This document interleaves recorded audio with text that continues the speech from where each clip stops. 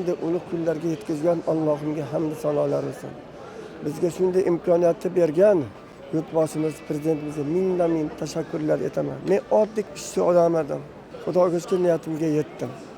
Umrlari uzun bo'lsin, rizqlari ulug' bo'lsin prezidentimizni.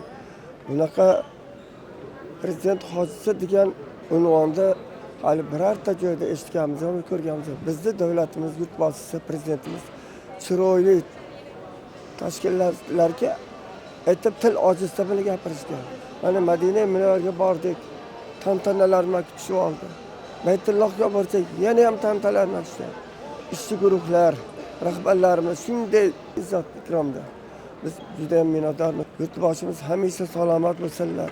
Farzandlarimizni, mahallamizda bolalarni, qishlog'imizda, borinki yosh oilalarda imkon qadar o'qishga, rivojlanishga, davlatimizni, mamlakatimiz rivojlanishiga jon jahdilar bilan xizmat qilishga chaqiraman. Men o'zim ustida turaman.